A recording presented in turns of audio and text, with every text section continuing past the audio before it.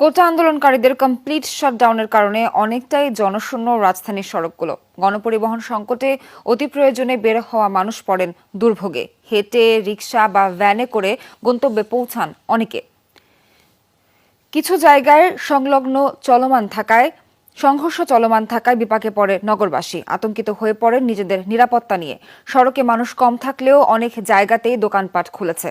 সরকারি বেসরকারি অফিসগুলোতে কর্মজীবীরা যোগ দিলেও অফিসে পৌঁছাতে বিড়ম্বনায় পড়েন তারা।